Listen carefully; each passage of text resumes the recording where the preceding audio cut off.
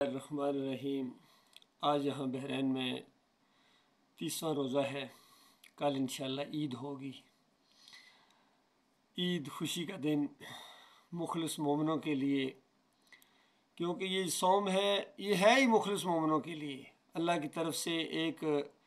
بہترین تربیتی کورس ہے کہ اس میں پریکٹس کی جائے اللہ کی فرما برداری کی، گناہوں سے بچنے کی، اور اپنے آپ کو اللہ کا بندہ ثابت کرنے کی، اور بھوک پیاس میں رہ کے بھی اللہ کی فرما برداری کرنی ہے، اور اپنے دوسرے مسلمانوں کا، انسانوں کا خیال رکھنا ہے۔ نبی علیہ السلام نے فرمایا کہ جس نے صوم کی حالت میں بھی جھوٹ بولنا نہ چھوڑا،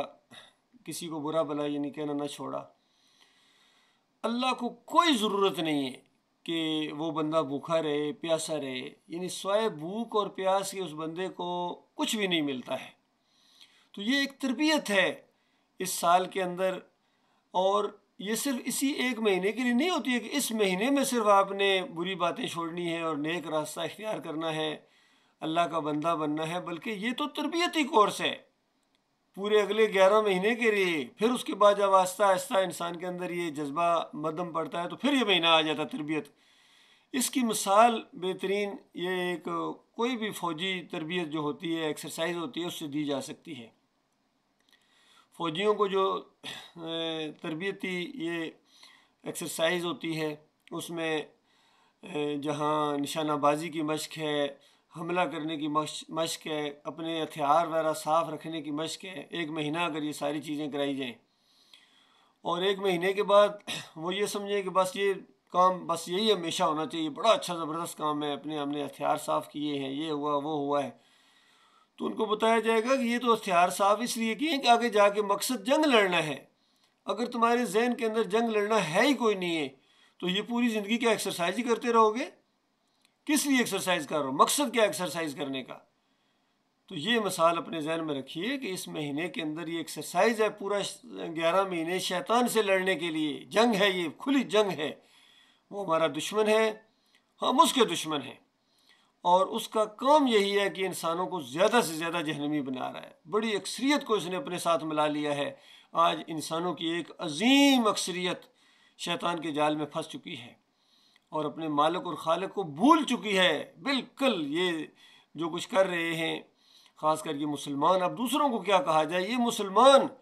اللہ کے علاوہ کتنوں کے سامنے سر جھکا رہے ہیں، نظر و نیازیں ان کی کر رہے ہیں، پھر ان کا نام رکھتے ہیں، کسی کو 11ویں شریف ہے، کوئی 12ویں شریف ہے، 10 محرم کی کس طرح سبیلیں لگاتے ہیں، پھر واسطے وسیلے کے ساتھ اللہ کو پکارتے ہیں، یا اللہ فلاں کی وجہ سے مجھے دے دے، بے حق فلاں، بے حرمت فلاں۔ براہ راست اس کو اللہ تعالیٰ کو پکارتے ہوئے نہ جانے کیا پریشانی لاحق ہو جاتی ہے، کیا چڑھ ہے اس کو ایمان خالص سے، اور کیوں نہ ہو جب کہ ان کے بڑے بڑے علماء نے ان کو یہی شرک کے انجیکشن دیے ہیں۔ محمود الحسن صاحب تفسیر شبیر احمد عثمانی میں لکھتے ہیں، ایاک نعبد و ایاک نستعین کی تشریح کرتے ہوئے حاشیہ چڑھایا کہ اللہ کے مقبول بندوں کو، نیک بندوں کو خالص واسطہ رحمت الہی سمجھ کر اگر پکارا جائے مدد کے لیے، استعانت کے لیے، تو یہ بھی ایاک نعبد و ایاک نستعین کے اندر آتا ہے۔ بتاؤ اللہ کے بندو، اس سے بڑا کوئی ظلم، اس سے بڑا کوئی شرک، اس سے بڑا کوئی قرآن کا انکار، پورے قرآن کا انکار کر دیا۔ ذہن یہ جب بنا دیا کہ اللہ کے بندوں کو، تو پورے قرآن کا فہم آپ کے اوپر پھر کھل ہی نہیں سکتا ہے، کیونکہ آگے جا کے مالک فرماتا ہے افحسب الذین کفروا ان یتخذوا عبادی من دونی اولیاء۔ وہ کیا گمان کیا ہے ان کافروں نے کہ مجھے چھوڑ کر میرے بندوں کو اپنا کارساز، مشکل کشا، داتا دستگیر سمجھ لیں، تو میں نے ایسے کافروں کے لیے جہنم کی آگ کو مہمان نوازی کے طور پر تیار کر کے رکھا۔ تو جس نے پہلے صفحے پر یہ ذہن بنا لیا کہ اللہ کے بندوں کو پکارنا، انسانوں کو پکارنا، نیک لوگوں کو پکارنا، یہ شرک کہاں سے آ گیا؟ تو بتاؤ اللہ کے بندوں، اس پر پھر کس طرح ایمان عقیدے کی یہ راہیں آگے جا کے کھلیں گی؟ کیونکہ انسانوں کی ایک عظیم اکثریت نے اپنے مالک اور خالق سے جو ہے نا غداری کی ہے، کلمے کے ساتھ بے وفائی کی ہے۔ مسلم بننے کی بجائے آج کوئی بریلوی ہے، کوئی دیوبندی ہے، کوئی اہل حدیث ہے، کوئی سلفی ہے، اور سب کی علیحدہ علیحدہ دکانیں، سارے کے سارے اجرتی ہیں، سارے کے سارے اجرت لیتے ہیں دین کے اوپر، دین سے کماتے ہیں۔ انہوں نے دین کے اوپر لگانا کیا ہے؟ یہ دین سے کماتے ہیں۔ ابھی طارق جمیل صاحب نے ایک فاؤنڈیشن بنائی اپنے نام سے، تاکہ کہیں اور دوسرا کوئی اس کے اوپر قبضہ کر ہی نہ سکے۔ فضل الرحمان کو دیکھیے، طاہر القادری کو دیکھیے،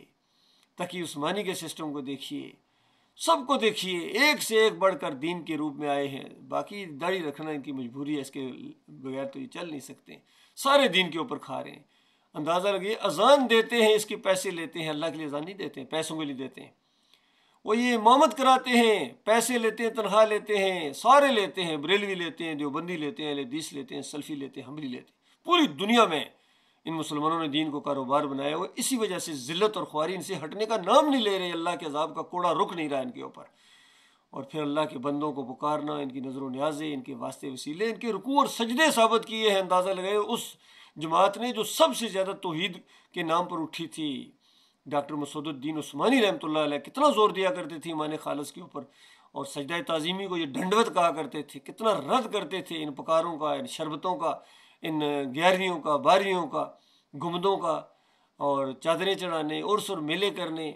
تعویذ گنڈے کا، اجرت کا، کتنا رد کر کے گئے ہیں۔ لیکن اس کے بعد کچھ عرصہ گزرا ہے ان کی وفات کے بعد کہ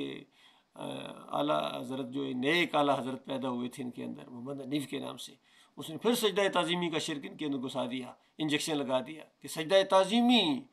کہتے ہیں اللہ کا حکم تھا، سجدہ تعظیمی تھا۔ پورے خاندان نے جو یعقوب علیہ السلام کے سامنے سجدہ ریز ہو گئے، اپنی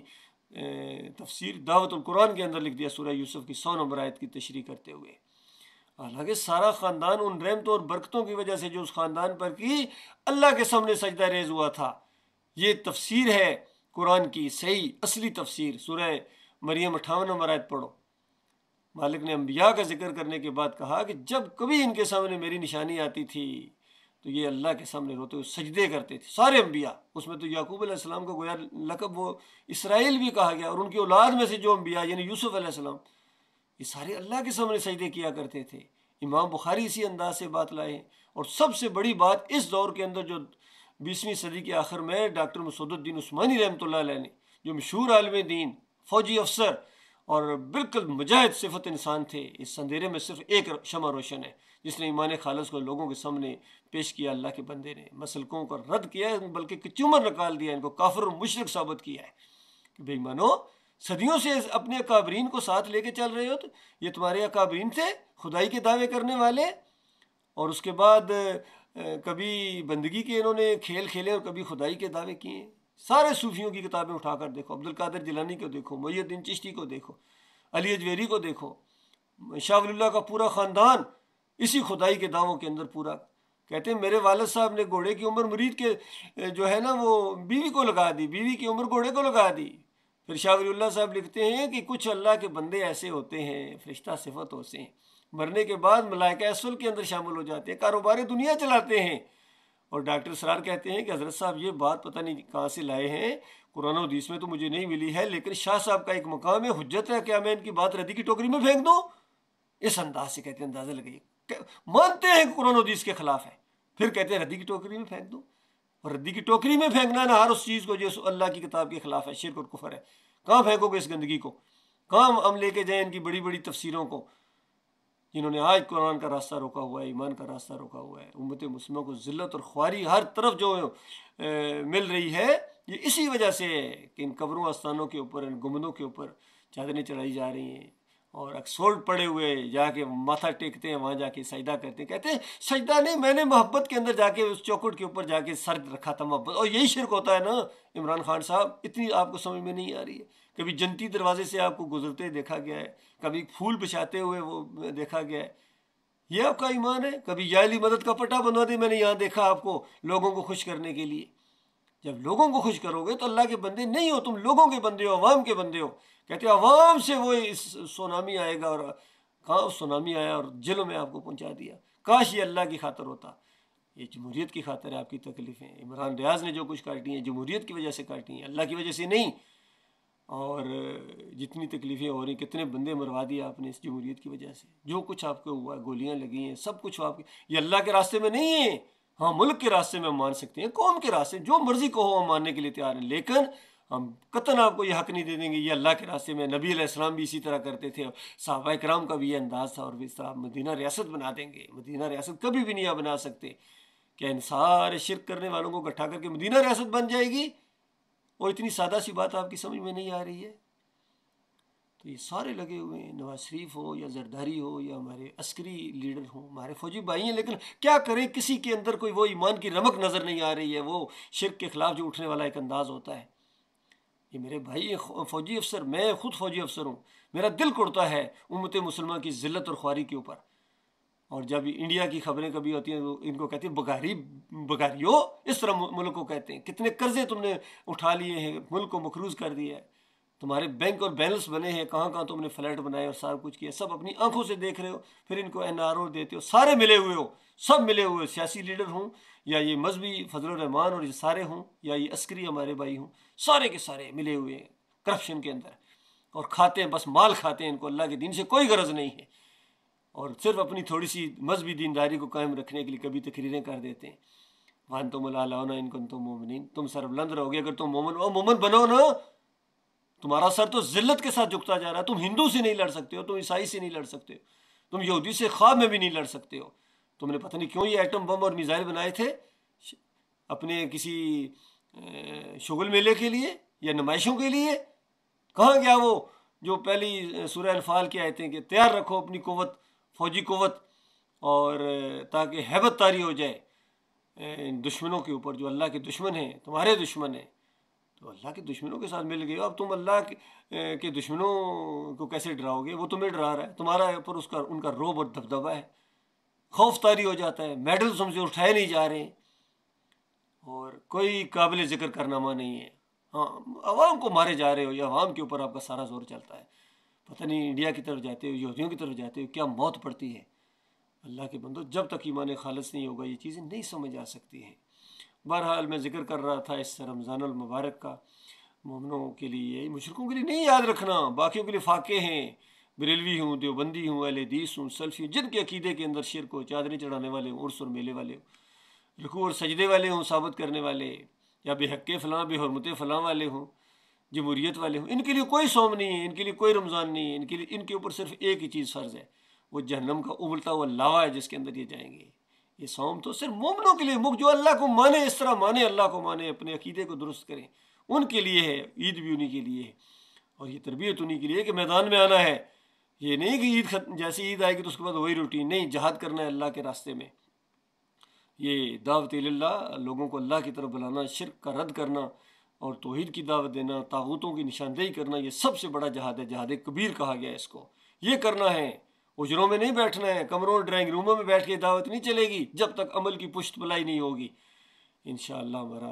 اگلے مہینے میں، 1.5 مہینے بعد ہمارا کل پاکستان دعوت اللہ پروگرام پچھلے سال جس طرح ہوا تھا اس سال بھی انشاءاللہ ہوگا، انشاءاللہ زیادہ ساتھی اس میں شرکت کریں گے، زیادہ علاقوں میں جائیں گے، اور ہمارا لٹریچر بھی تقسیم ہو رہا ہے، حبل اللہ رسالہ ہمارا دوبارہ نکلنا شروع ہو گیا، ہم پھر منظم ہو گئے الحمدللہ، اس دعوت نے آگے بڑھنا ہے، ڈاکٹر عثمانی رحمۃ اللہ علیہ کے ساتھی ابھی فوت نہیں ہوئے ہیں،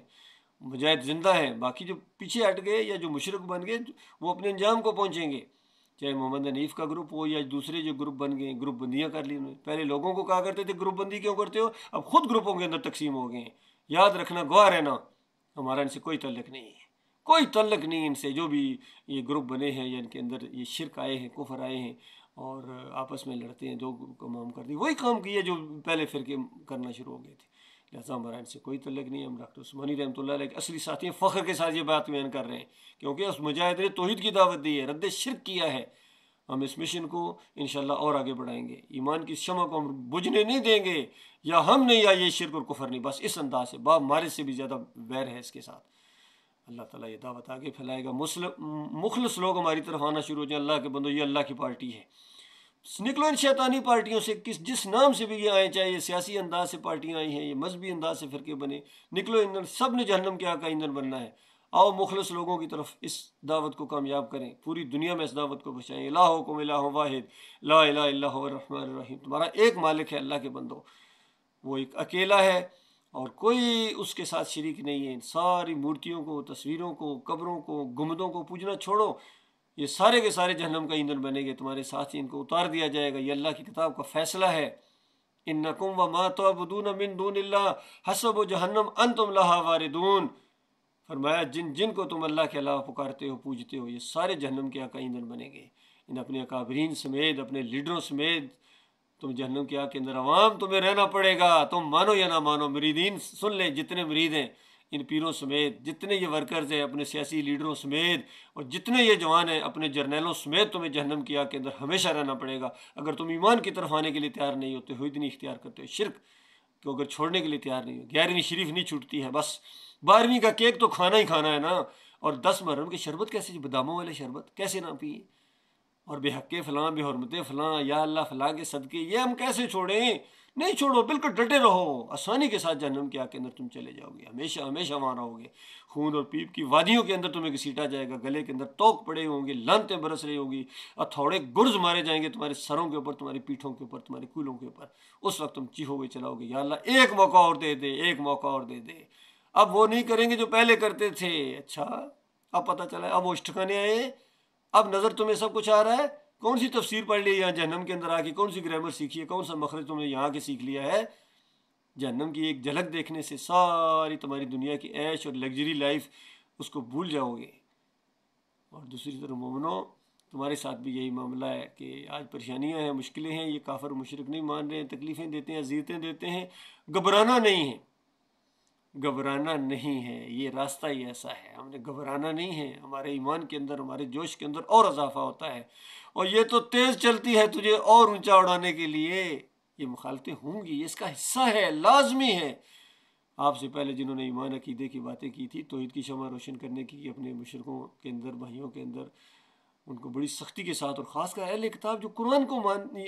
آسمانی کتابوں کو مانتی ہو، یہ سب سے بڑا مسئلہ ہے کہ حضرت صاحب پگڑی باندھ کے آئے ہیں اور داڑھی رکھ کے آئے ہیں، اور پھر مدرسے چلا رہے ہیں، اور پھر کفر و شرک پھیلا رہے ہیں، مخرج ٹھیک کر کے اب کیا کیا جائے؟ تو یہ معاملہ، مقابلہ بڑا سخت ہے اللہ کے بندو، ان کے ساتھ، ان مولویوں اور پیروں کے ساتھ، ان گدی نشینوں کے ساتھ، جب تک ان کی ہوا نہ کھیڑ دی جائے، بالکل ان کے شرک اور کفر کی ایک ایک رگ کے اوپر تیشہ چلایا جائے گا، توحید کی ان کے کچوکے لگائے جائیں گے، ایمان کی، کہ تمہارا یہاں شرک ہے، یہ شرک ہے، یہ شرک ہے تمہارا، ہاں یہ بھی شرک ہے، اس انداز سے کہتے رہے کہ تمہیں شرک کے علاوہ بھی اور شرک ہے، اصل مسئلہ ہی شرک ہے سارا، اس کائنات کو بنایا گیا ہے کہ اللہ اکیلا ہے، اور جو اس کو مانے گا وہ جہنم کی آگ سے بچے گا۔ دنیا کی ساری عزتیں ان کے لیے ہیں،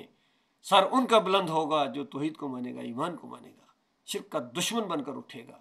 ایسوں کو اللہ تعالیٰ عزت دے گا، ایسوں کے ذریعے رنگے جہاں بدلے گا، ایسوں کے ذریعے مدینہ ریاست بنے گی، ایسوں کے ذریعے صحیح معنوں میں پاکستان بنے گا۔ ابھی پاکستان بننا باقی ہے اللہ کے بندوں۔ کیوں؟ پاکستان، پاک سرزمین اس وقت ہوگی جب ایک بھی یہاں شرک نہیں ہوگا۔ تعویذ گنڈے فارغ، 11ویں فارغ، 12ویں کے کیک ختم، 10 محرم کی سوال ہی نہیں پیدا ہوتا روڈ کے اوپر یہ سبیلے لگائیں یا یہ کھچڑے بانٹیں۔ ہاں، گھروں میں اندر کرو جو مرضی ہے، یہ اعلان کے ساتھ، بدماشی کے ساتھ تم بازار میں آ جاؤ اور مومن خاموش رہے، ایسے کبھی نہیں ہو سکتا ہے۔ یہ معاملہ ہے اللہ کے بندو، یہ سادہ دعوت ہے، ہو سکتا ہے کسی کو غصہ آ جائے، وہ غصہ جذباتی کیفیت ہے، یہ آنے جانے والی چیز ہے، حقیقت یہی ہے، مانو یا نہ مانو۔ کسی زہر کے اوپر تم شربت کا لیبل لگا لو تو وہ ایمان بن جائے گا، ایسا نہیں ہوتا ہے۔ اللہ تعالیٰ غور و فکر کرنے کی توفیق عطا فرمائے، اور اللہ تعالیٰ اس ایمان کی شمع کو آگے بڑھائے، مخلص و باصلاحیت لوگ ہمارے ساتھی بنے، جن کے دلوں میں اللہ کا وقار ہے، اللہ کی عزت ہے، وہ اکٹھے ہو جاؤ، اللہ ان کے لیے بہترین موقع ہے۔ زندگی کی تو ویسے بھی جانے اللہ کے بندوں، کسی ٹائم یہ کسی موڑ پر زندگی کی شام ہو جائے، لیکن اگر ایمان کے راستے میں آئے، توحید کے راستے میں آئے، شہادت کی موت ملے، یہ ہے شہادت صحیح معنوں میں۔ باقی تم بتوں کی پالش کرتے ہوئے مر جاؤ، بتوں، یہ جمہوریت بت ہے، مشرکانہ نظام ہے، اور جتنے یہ فرقے ہیں یہ سارے اللہ کے دین کے خلاف ہے۔ اسلام میں کوئی فرقہ بندی نہیں ہے، کوئی پیری مریدی نہیں ہے، کوئی جمہوریت نہیں، اسلام کے اندر یہ ووٹوں کا سسٹم اسلام میں نہیں ہے۔ اسلام آتا ہے دعوت کے ذریعے آتا ہے، توحید کے ذریعے آتا ہے، یہ کوئی بھیک مانگنے والی کچگول والی معاملی تھوڑا ہی ہے۔ انشاءاللہ جب مخلص مومنوں کی حکومت آئے گی، یہ تمہارے سارے قرضے جو تم نے اکٹھے کیے قوم کے اوپر، یہ چٹکیوں میں حل ہو جائیں گے، چٹکیوں میں حل ہو جائیں گے، دیکھ لیجیے گا۔ اور یہ تھر تھر کانپیں گے اللہ کے دشمن، ذرا برابر ان کے اوپر جو ہے ہمارے لیے کوئی، ہمارے دلوں کے اندر کوئی ان کا روب نہیں ہے، نہ ذہنی مروبیت ہمارے۔ ہم دین کی دعوت کو لے کر اٹھے ہیں، ہمیں فخر کے ساتھ ایمان عقیدے کو بیان کرنا چاہیے، ہر جگہ جہاں موقع ملے میرے پیارے بھائیوں، بسوں میں، ٹرینوں میں، ریلوے اسٹیشنز کے اوپر، پبلک پلیسز میں، جہاں جہاں پبلک ہو، انسانوں کے سامنے یہ دین بیان کرنے کے لیے آیا ہے۔ اور یہ ملک پاکستان تو بنا ہی اسی نعرے کے اوپر تھا، یہ اور بات کہ ان کو اس کا مطلب نہیں تھا، لیکن یہ لا الہ الا اللہ اٹھے گا، دعوت اٹھے گی، یہ بنا ہی اسی لیے۔ پاکستان کا مطلب کیا؟ لا الہ الا اللہ۔ اس دن لوگوں کو، پوری دنیا کو پاکستان کا مطلب سمجھ آئے گا، جب اس کے اندر سے سارے مزار گرا دیے جائیں گے، عرس اور میلے ختم کر دیے جائیں گے، جمہوریت کا نظام ختم، نظام وہ ہے جو پہلے سے ہمارے پاس موجود ہے، اللہ کی کتاب ہے، نبی علیہ السلام کی سنت ہے، آخری نبی محمد صلی اللہ علیہ وآلہ وسلم کے صحابہ کرام کی پوری تاریخ ہے، ہر چیز ہمارے پاس موجود ہے۔ ہمیں یہ جو بھٹو صاحب کے بنائے ہوئے قانون کی کوئی ضرورت نہیں ہے۔ جیسے وہ خود تھے، وہ جو سونے کے دروازے لگانے والے، عرس اور میلے کرنے والے، شرابیں پینے والے، یہ دین لے کے آئیں گے؟ بس جی، قادیانیوں کو کافر کرا، وہ قادیانی تو اس سے پہلے کافر ہو چکے تھے، کتنے 100 سال پہلے جب انہوں نے کہا تھا اس وقت کافر ہو چکے تھے۔ کسی کے اعلان کرنے سے کیا ہوتا ہے؟ اگر ایک مشرک نے دوسرے مشرکوں کو مشرک کہہ دیا تو کیا فرق پڑا ہے؟ وہ ان سے بڑے اللہ کے دین کے انکاری، یہ سارے اسی کے اوپر ہے۔ باقی جو اللہ کی کتاب کا انکار کرے گا اسی وقت وہ ہو جائے گا، کوئی کہے یا نہ کہے۔ اسمبلی بل پاس، یہ اسمبلی بھی اس بال کر جن کو ایمان عقیدے کی بال برابر سمجھ نہیں ہے، کس طرح یہ عوام کا مذاق اڑاتے ہیں، کیونکہ اللہ کا ڈر نہیں ہے۔ جب اللہ سے نہیں ڈرنا پھر جو چاہے کرو۔ ان کی بیانات سن کے عقل حیران ہے۔ ایک عورت کو وزیر اعلیٰ بنا دیا، اندازہ لگاؤ، نہ مردوں کے پاس کوئی مرد باقی بچا ہی نہیں ہے۔ اس سے پہلے وزیر اعظم بھی بنا چکے ہیں۔ نبی علیہ السلام کی حدیث ہے، وہ قوم کبھی فلاح نہیں پا سکتی جو عورت کو اپنا حکمران بنا لے۔ عورتوں کی عزت ہے، ساری چیزیں ہیں، لیکن ہر چیز کا ایک طریقہ کار ہوتا ہے۔ تو یہ پتہ نہیں کیا ان کی عقلوں کے اوپر پردہ پڑ گیا ہے، سمجھ ان کو نہیں آ رہی ہے۔ سمجھ آئے گی مرنے کے ساتھ، جو مرتا جائے گا آگ میں، جو مرتا جائے گا آگ میں۔ اور جو پہلے جا چکے، یاد رکھنا، آپ سے زیادہ بڑے سیاستدان تھے، آپ سے زیادہ بڑے طاقت والے جرنیل تھے، آپ سے زیادہ مذہبی ڈگریاں لے کے آئے تھے وہ، پھر حلوے بانٹنے والے، پھر یہ شرک کی تھپیاں دینے والے، 9 ستارے گٹھے ہوئے تھے، سارے کے سارے وہ جا چکے ہیں۔ جو بچے ہیں اب ان کی باری آئی ہے۔ اللہ تعالیٰ کو رفیق، بات سخت ضرور ہے میرے بھائیوں، لیکن کیا کریں، اس سے آگے کوئی راستہ نہ بتاؤ۔ اگر کوئی راستہ ہے تو اس سے دلدل سے نکلنے کا، سوائے ایک اللہ کا سہارا، ایک اللہ کی طرف رجوع کیا جائے۔ سارے بتوں کو توڑ کے کوئی ایک بت بھی آپ کے ساتھ نہیں رہنا چاہیے۔ اور افسوس یہ ہے آج سارے جو ہے نا بتوں کو توڑنے کے لیے تیار ہیں، لیکن اپنے بت کا ہر ایک رکھوالا ہے۔ جماعت اسلامی ہو، تنظیم اسلامی ہو، جو بھی ہو، جس سے بھی بات ہوئی، کہتا میرے بت کو نہ چھوڑنا۔ میرے بت کو توڑا تو میرے اکابرین کو، میرے لیڈر کو کچھ کہا تو پھر اس کے بعد تیری خیر نہیں ہے۔ ہر ایک یہی کہتا ہے، اور اللہ کا دین کہتا ہے کسی ایک کو بھی نہیں چھوڑنا ہے، کسی ایک کو بھی نہیں چھوڑنا، ہر طاغوت کا رد کرنا ہے اور ہر بت کو توڑنا ہے، چاہے کچھ ہو جائے، چاہے جان چلی جائے۔ تو یہ تو کیا ہے، یہ تو نہیں جانی چیز ہے، جان دی ہوئی اسی کی تھی۔ حق تو یہ ہے کہ حق عطا نہ